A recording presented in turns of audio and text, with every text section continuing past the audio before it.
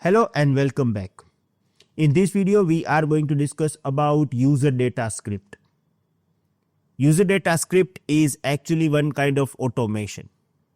For example, suppose I want to configure Linux server. In this Linux server, I want to configure web services as well. Like I want to configure this server as a web server. There are two ways. One, manual way. First of all, I will create Linux EC2 instance, then I will execute some commands over there and I will get my web server. Another way is I will use user data script. So while I am creating my EC2 instances, here we have one user data script field in which I will paste all the commands. Now once my EC2 instance will be ready, it will execute this command automatically and I will get my web server ready. Now here we are using concept of shell scripting. In the Linux we are using shell scripting from years. It is one kind of automation. In the shell scripting we have some commands that we are writing over there and system will execute this command step by step. For Windows we have same option. We call it PowerShell scripting. So here we are actually using power of shell scripting or PowerShell scripting. Once our instance will be ready, we are not going to log into this EC2 instance and we are not going to run commands automatically. We are not going to run this command manually. We will write shell script or PowerShell script, and once our instance will be ready, this command will be executed automatically by AWS and we will get our web server ready. It's really very interesting and it is very useful as well. Why? Because in advanced topic we will talk about auto scaling. Now what will happen in the auto scaling? It will create your EC2 instances automatically according to the requirement. For example, if you get huge traffic, right, and 2 or 3 your running EC2 instances are not enough, it will create new instances automatically. Now, is Amazon AWS is creating your EC2 instances automatically using auto scaling? How you are going to configure web server over there, right? You need to execute these commands over there. If you don't want to do this, the good idea is create user data script. So once your instance will be created by auto scaling automatically, user data script will run automatically as well and you will get your web server or whatever the application your requirement is there will be executed as well. So now let's understand this practically. First of all, I am going to perform manual process and then we will start with the user data script.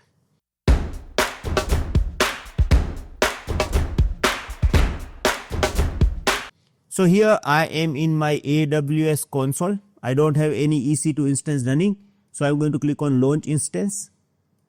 I'm going to say web server manual, right?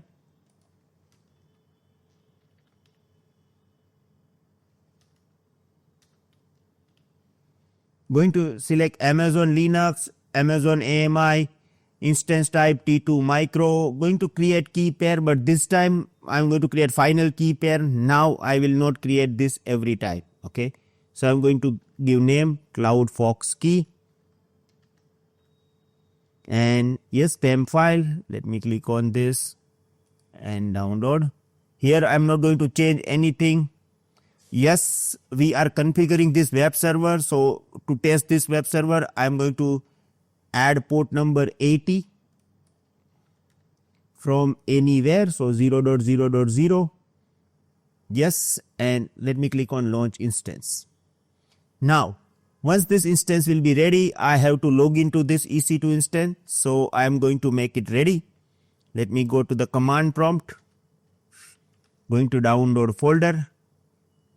SSH-I. My key pair is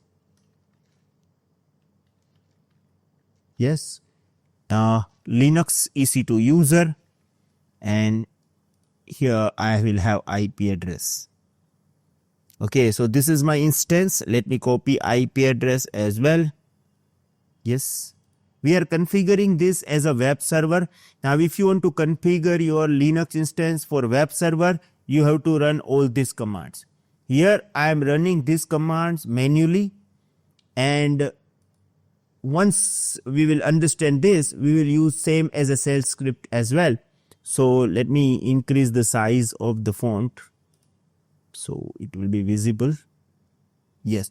See, the first one is it will update your Linux system. The second command is to install HTTPD services, Apache web server. Third will start web services on your system. And the fourth one will enable these services into the startup. So once you power up your server and switch on it again, you will get service will start automatically, and this will be our web page, that what we want in our web page, right? So let's verify this. 2x2 check pass. Now I am going to log into my instance. Here, yes. First of all, in order to configure this, you have to log in as a root. So I am going to use sudo -i. Now I am logged in as a root. I have this command. I am going to copy and paste this command simply, and I will put this file below this video as well, so you guys can do this same as me. So let me click on copy and paste. Yeah, no need to update this. Let me again copy and paste.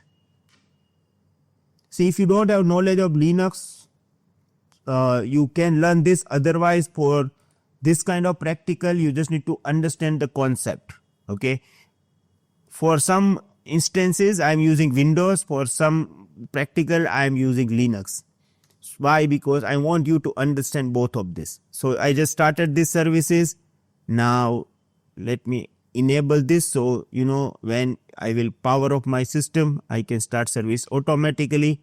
And the final, this will be in our web page. So copy and let me paste over here.